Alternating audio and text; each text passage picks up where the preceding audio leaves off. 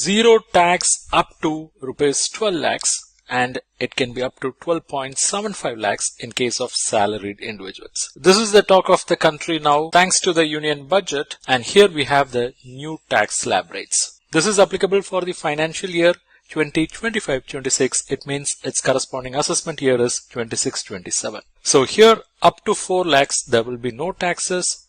4 to 8 lakhs it is 5%. 8 to 12, 10%, 12 to 16, 15%, 16 to 20, 20%, 20 to 24, 25%, and greater than 24 lakh is going to be 30%. So here we may have a question. There is a tax applicable up to 12 lakh. That is 4 to 8 has 5%, 8 to 12 has 10%. Then how do we say it is zero tax up to 12 lakhs? Let's break that down. When the income is 12 lakhs, up to 0 to 4 lakhs, no taxes.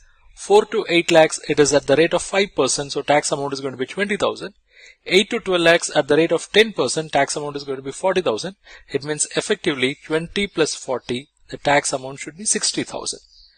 But income tax has provided for rebate under section 87A to the extent of 60,000. It means if your income is going to be 12 lakhs, tax amount will be 60,000. But you will have a rebate of 60,000, so tax payable will be nil. Then how do we say up to 12.75 lakhs it is nil in case of salaried individuals? Okay, let's take the case of a salaried individual who is getting a salary of 12,75,000. He is actually eligible for a standard deduction of 75,000 as per the latest budget. It means 12,75,000 minus 75,000, his income is going to be 12 lakh only, on which the tax payable will be 60,000, but he'll be eligible for a rebate of 60,000, so the net tax payable will be nil. Now comes a very interesting question. What will happen if income is greater than 12 lakh? Let's say only 12 lakh 10,000. Whether tax will be applied on entire 12 lakh 10,000 or it will be applied only on 10,000? Let's see. So when the income is greater than 12 lakh, the tax slab rates are going to be like this. Up to 4 lakh nil, 4 to 8 lakh at the rate of 5%, it is going to be this 20,000. 8 to 12 lakh at the rate of 10%, it's going to be this 40,000. And 12 lakh to 12 lakh 10,000 at the rate of 15%, it is going to be 1,500. So the total tax payable will be 20,000 plus 40,000 plus 1,500. Ideally, it should be 61,500. But government is not going to levy this 61,500 because government understands that the increase in income is only 10,000 because up to 12 lakh there is no tax. So beyond 12 lakh, the increase in income is only 10,000. For this 10,000, they are not going to charge this 61,500. So that's where the concept of marginal relief comes into picture. So what the government will do is, they will compare the tax of 61,500 with the additional income, that is income earned over and above this 12 lakh. So in this case, income earned over and above 12 lakh is only 10,000. So for having earned 10,000 additional, he is now asked to pay 61,500, which is not fair. So this difference will be provided as marginal relief.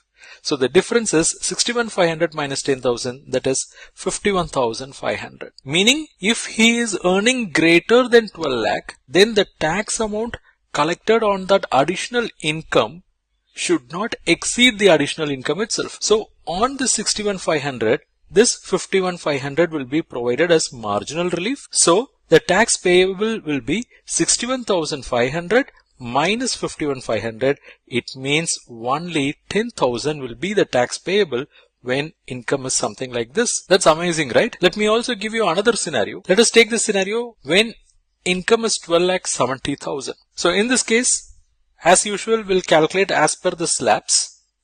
And here up to 12 lakh, we know it is 20 plus 40, 60,000.